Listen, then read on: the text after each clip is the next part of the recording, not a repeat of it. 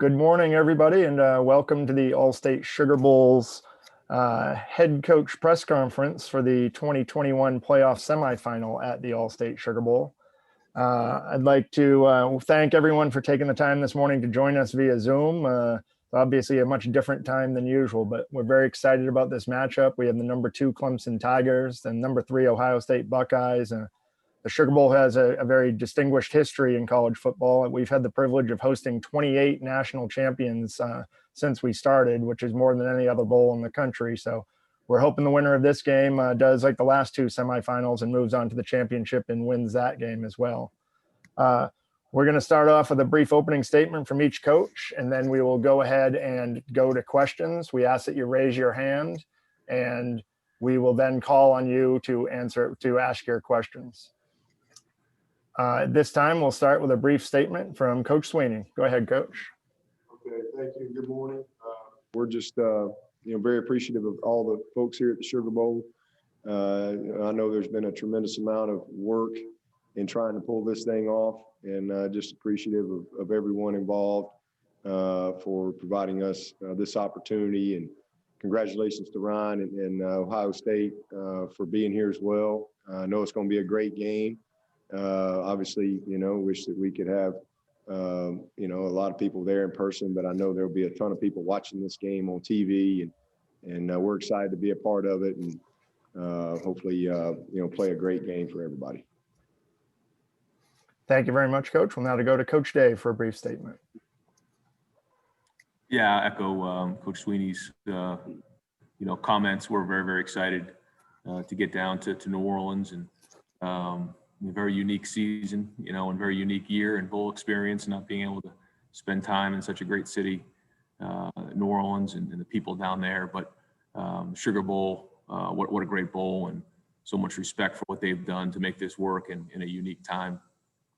Same thing with Dabo and the Clemson Tigers. Again, another year, a great season, and looking forward to putting on a great show. And I think that's what's great about this season is that there's been so many distractions and different things that have happened, and this gives America an opportunity to watch a game, and hopefully it is a great game. But it's been a fun week of preparation, and looking forward to getting down to New Orleans. Thank you very much. And this time we'll start with the media, and we ask that you make sure you unmute yourself when you're called on, and let us know which coach you're asking the question of. We'll start with Austin Ward with Letterman Row. Hey, Ryan. This is a little bit of a rare opportunity for you to be an underdog. I wonder how that strikes you, how that maybe motivates you, and what that would do maybe for your pregame message for the Buckeyes. Well, I think when you get into a stage where you're playing against great competition, there's going to be a lot of conversation leading up to the game, and that's what makes college football so great. But I think our guys are excited to play in this game regardless of the situation or what leads up to it. I mean, you're in the CFP and you're playing for the national championship. So, I don't think you need any more motivation other than, you're 2 games away from winning the whole thing. And after this such, long journey that we've been on, this is the stage we wanted to be on. So I think we're highly motivated, but I'm sure all 4 teams are. We'll now go to Andrea Adelson from the ACC Network. This question is for Dabo. With Tony not being there, he obviously has such a good feel for calling games as they're going on. How much do you think you guys will miss that without him being there? Oh, well, we're certainly going to miss Tony. I mean, he's does a wonderful job for us and always has. Been with me a long time. But, we're well prepared. We got a great staff. We're all part of it. And we'll find out. You asked me that after the game. Next up, we're going to go to Ralph Russo from the Associated Press. Hey guys, and this is for both Ryan and Dabo. It seems like you've both sort of painted, I think you probably do this to sort of, motivate your teams a little bit or give your teams like, sort of a vision of a goal as this of sort of an unfinished business type of game. Both had, with Clemson losing in the Sugar Bowl last year, and obviously, Ohio State losing to Clemson. Wonder if you can sort of talk a little bit about how that was used to sort of motivate the teams, or sort of give the teams a vision of a goal to pursue as you're going into this game. Dabo, if you'd like to start. Well, I mean, we're motivated by winning just as much as we are losing. I mean, we've won a national championship, and that's pretty motivating. You want to go do it again. And as you mentioned, we lost right here last year, and that's pretty motivating too. So, I think that every year you start over, and the goal is to be the best you can be. Our goals are laid out and pretty simple, but allow us to compete at the highest level, and everything goes through winning our league. That's where it starts. So, we're always motivated to be our best, and certainly we learn from our memories, but as I always say, we just try to keep our dreams greater than our memories. Whether you had a tough loss or you had a big win last year to finish your season. Season's going in one way or the other, and you either win it all if you're in a playoff like this, or you get beat, and or you're in a bowl game and you win that bowl game and you have momentum and excitement going in your off season, whatever it is. I think all those things provide motivation, and that's it. Thank you, I wanna Coach. finish better. And Coach Day, at the question of unfinished business. Yeah, I think after last year's game, it was fresh on our mind and something that, was used as motivation. And then as the quarantine kind of hit, there just seemed to be more things that were front and center for a long period of time. And then as the season went on, and we were able to get the season going again, all those goals, right in front and center for us. And obviously our number one goal every year is to beat the school up north, and then win the conference, and then win the national championship. And so I think the biggest thing for us is just having an opportunity to tell a great story of all the adversity that this group has overcome. And that's really, at the end of the day, what we focus on, because this is an amazing group. It's what they've overcome, what they've gone through. And just like a lot of schools, everyone's had their own adversity they've gone through during the season, which has made this such an amazing year, inspiring for so many people. But I think for us, the highest motivating thing with that is just the fact that we'll have something to show for it in the end, and be able to tell a great story of overcoming so much. Thank you, Coach. Our next question is Bill Rabinowitz from Columbus Dispatch. Hi, Ryan. You've been shorthanded against Michigan State and obviously against Northwestern. I know the status report won't come out till tomorrow, but can you give a general assessment of how close to full strength you'll be? Yeah, full strength is it's a floating target right now, because there's guys who come off of the quarantine isolation, and then they have a protocol to get back onto the field, and you don't just play football after not doing anything for 10 days. And so I think there's certain levels of return to play, and all those guys who were missing there for the last month are working their way back into it. So we are getting a lot of guys back, but to say 100%, it's different this year. But the good news is they are working their way back and getting stronger every day. Next question will be David Hood from tigernet.com. Hey, Coach Swinney, sorry, trying to get unmuted there. This is kind of the same question for you. I know we won't get that full report to tomorrow, but, are you close to full strength? Is there anybody of, note that maybe didn't make the trip other than Coach? No, I think everybody's here except I think we had two guys that didn't make the trip, one walk-on and one scholarship player, and that are just unavailable. And but everybody else is here, even our injured guys and things like that. We'll now go to David Hale from ESPN. Hey, Dabo, you have talked a lot about how proud you are of your guys this year for all the challenges that they've had to overcome in getting to this point. But I know you to be somebody who thrives from personal interaction, which has certainly been limited this year. You make your calendar out a year in advance, which doesn't, I'm sure, work well in a year like this. And certainly you've probably gotten more criticism this year than most years. How challenging has this year been for you? And what have you kind of learned from, or how have you grown the same way that your players might have from some of these challenges that you've had to overcome, right up to Coach Elliott being out for this important game? Yeah, I mean, everybody's had to adapt. It's been a great year. I mean, it's been challenging for sure. But, I always say, God never says, oops. It's just how I always look at it. And there's certain things we go through that we don't like, but, that's how you grow. That's how we get better. And in a lot of weird ways, as challenging as it's been within our world and what we do, it's also been a blessing. It really has. I mean, we've had, it's just kind of been us. It's just been us. And this group has been amazing to be with every single day. And,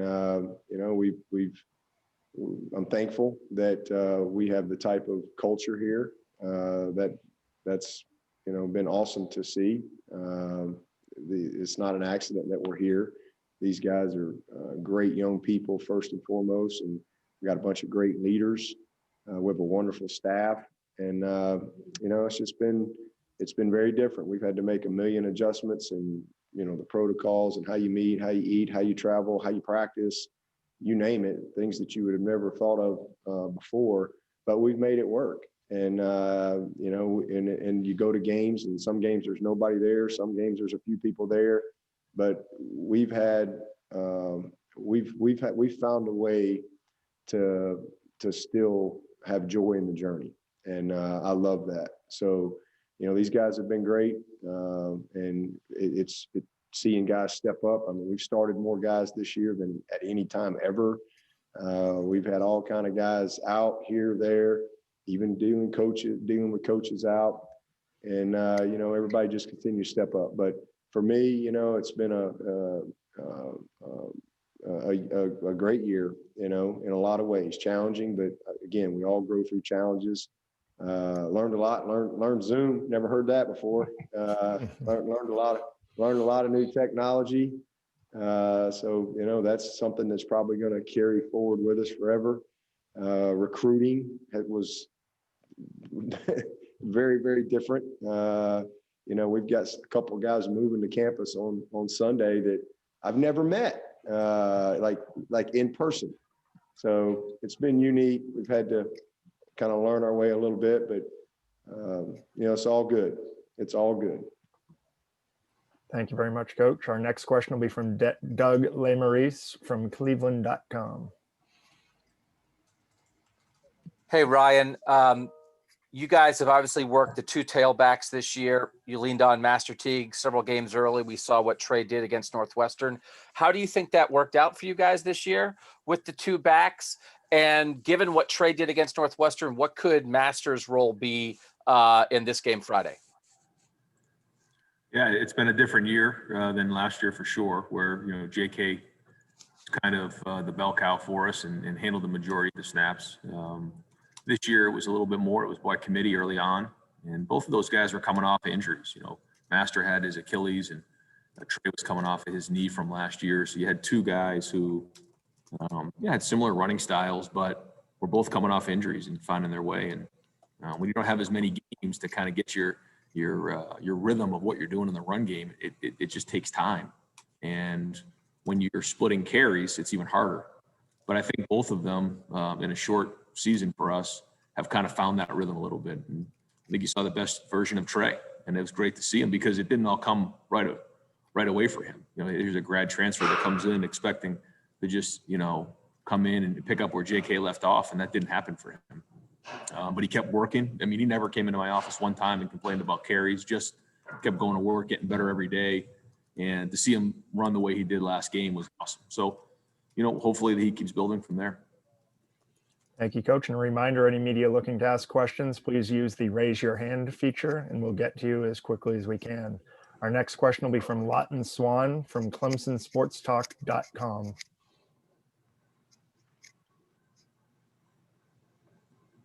Lawton, be sure to unmute, please.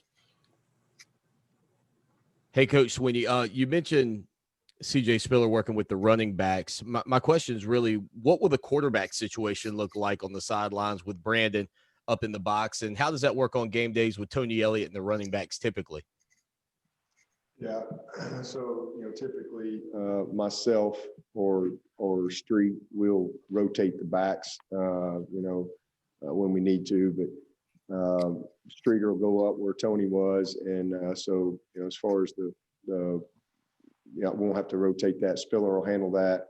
He'll do a good job of that on the field. But as far as quarterbacks, just like coming off the field after each series, typically, Streeter's right there. I'll huddle up with Trevor as well.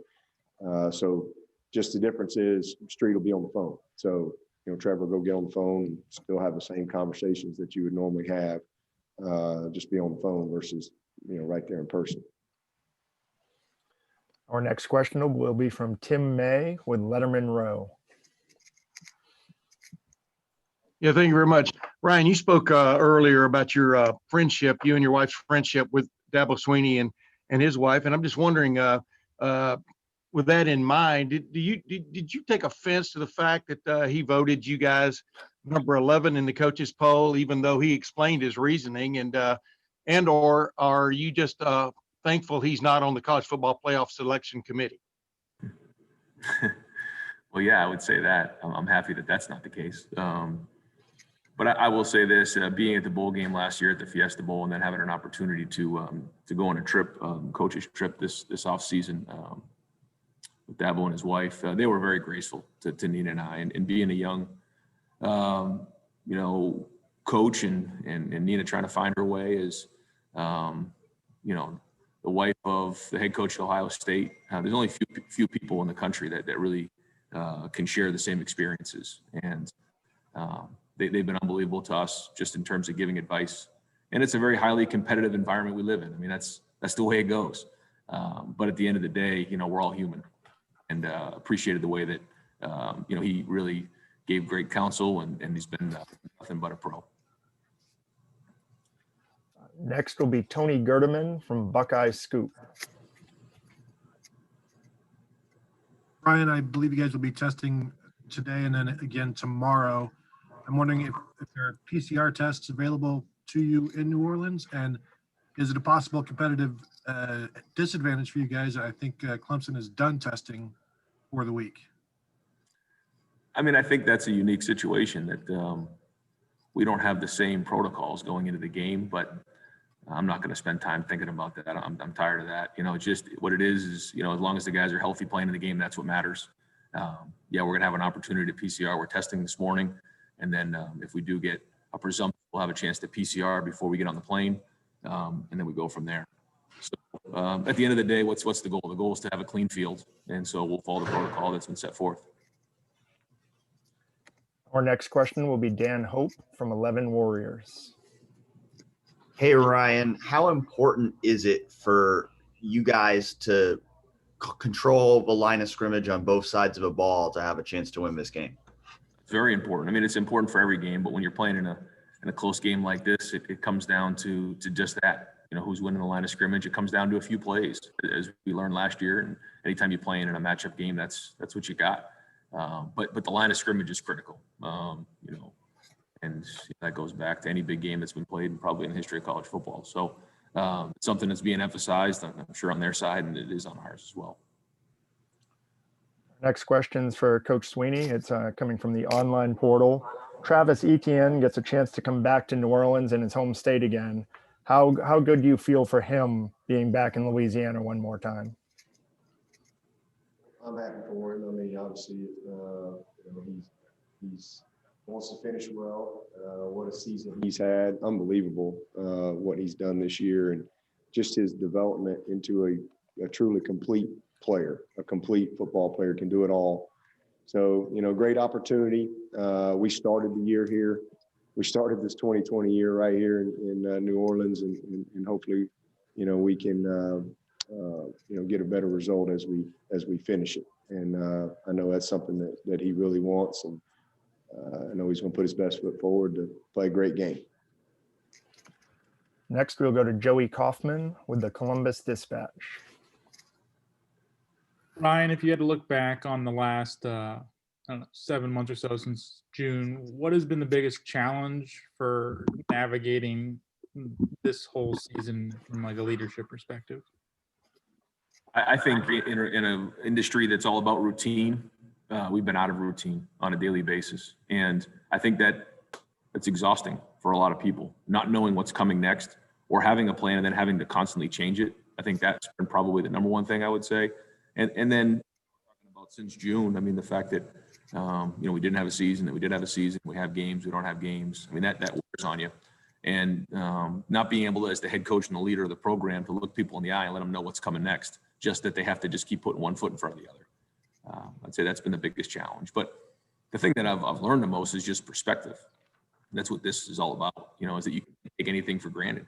And that, although it wasn't exactly the way we wanted the season to go, we're still very, very fortunate to be where we're at. I mean, look, we're right back where we started and have an opportunity to play in this game and playing for a great university, playing against a great team in Clemson. And so as hard as it's been, we still have a lot to be thankful for. Next, we will go to Patrick Murphy from 24/7 Sports. Ryan, we talked to some of the defensive guys this week about the improvement from that Indiana performance until now. And we've only seen 2 games of that, but they seemed confident that within practice, they've really improved. I'm curious your perspective on the development of the defense from that game until now, specifically. Yeah, no, I think it's a great question because, how do you really know when you've played 6 games? I think the only way you learn is by playing in games. And that's been one of the hardest things for us as the season's gone on, is we haven't had those opportunities to see. But there are things that are being addressed. We have really high level of talent here. So we go against each other every day and compete. And there's been a lot of padded practices where we've gone against each other to try to get better because we had to. So I think that there's been great improvement in that area, but the ultimate test will be tomorrow. And our next question will be for Dabo, and that's also from the online portal. How do you feel that you're not seen as an underdog anymore due to your tremendous success? And, we've been some underdogs along the way a couple times in these playoffs, but it's really just more the same. We've won a lot of games the last 6 years, and there hadn't been many of those games that we've been the underdog. There's been a few, but not many. The great majority we've been expected to win the game, and so that's just the norm. We prepare to win, we expect to win, and we really don't get too distracted by any of the other stuff. It's really more about how we think, and we again have been the so-called favorite most of the time the last 6-7 years. So just really same focus that we always have. Next, we'll go to Spencer Holbrook from Letterman Row.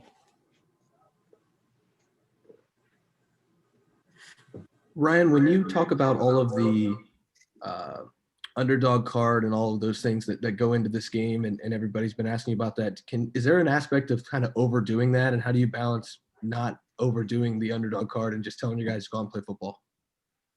Yeah, I mean, that's what it is.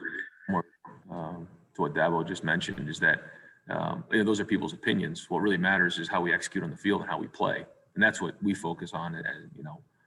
As we go to practice, we go into meetings, we have our preparation for the game. That's what matters.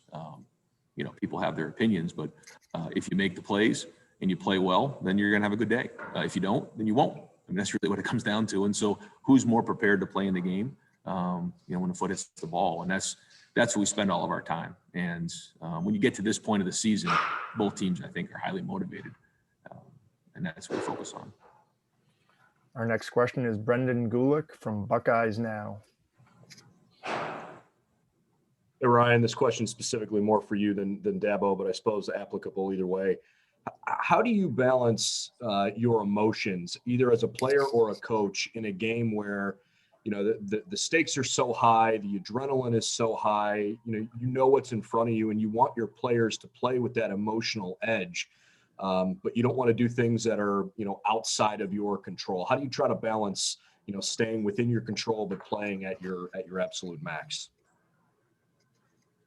I mean, there's going to be a certain level of electricity, especially early in the game, and both teams want to start fast. I mean, that's always the case. But then as you get into the body of the game, and you get hit once or twice, and you get a little tired, I think you kind of just find the rhythm of the game, and everything slows down. So early on, you want to have a great poise about you and not being over emotional, and just kind of focus on it. But certainly early in the game, you're going to feel the emotion. That's just part of the game, and that's the exciting part of it. That's why we all do this. Dabo, any thoughts on balancing the emotions in high stakes games?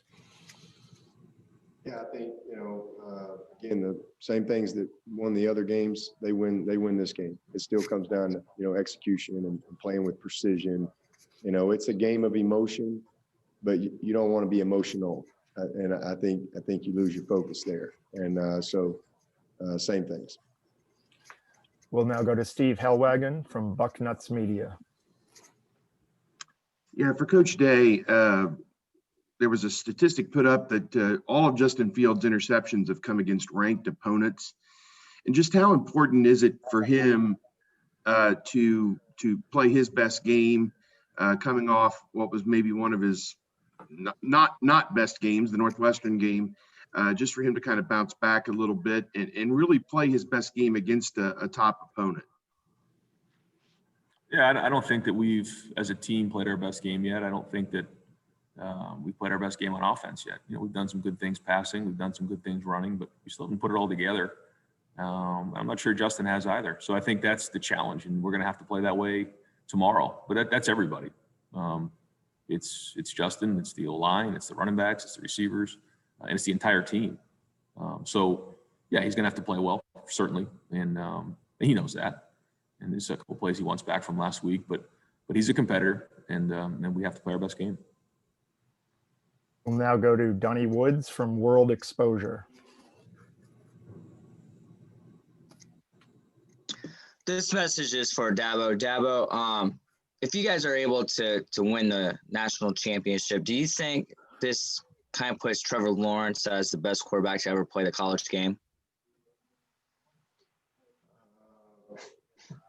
I mean, there's been a lot of great college quarterbacks. I mean, I haven't obviously seen every college quarterback that's come through, but he's as good as there's ever been. I'll let other people argue if he's the best ever, but he's as good as there's ever been. That's for sure. And he's the greatest winner that I've been around. I mean, he's 34-1, and he's been incredible. We have time for one more question. We'll go to the line of Doug LeMaurice from the Columbus Dispatch. Yeah, this is for Dabo. Can you just take us through a little bit of what it was like when you find out that Tony is not going to be able to be part of this game? And was it obvious what the next step was for you guys, or how did you go through the decision-making process of how exactly you are going to handle this without such an important coach? Yeah, well, 2020 has forced all of us head coaches to have to think about things that we've never thought about before, going into a season. We've never had a season where a virus can just take somebody out, in a moment's notice. So we've all had to prepare for that. So we've had a plan in place for myself being out to, you name it, every single coach. So I was just disappointed for Tony. I mean, he works his tail off, and, just disappointed that he couldn't be here with us. But as far as, thought going into it, there wasn't much thought, because that had already been decided, long time ago. So, and again, that's for every coach on our staff, have a plan for all of that, because you have to. So just like having a depth chart for your team, all right? If Trevor's out, DJ's going in, you have a depth chart. Well, I kind of had to do a depth chart for my staff on how this guy's out, how would I adjust? And so that thought process had already taken place a long time ago. So, that's it. And listen, Tony and I have always collaborated and kind of done it together. He's awesome to work with, and Jeff was a part of that before he left, and Streeter has been our passing game coordinator this year, and has been a part of that on the field. So we'll miss Tony, but Street will do a great job up top, and well prepared as a staff to go play the game.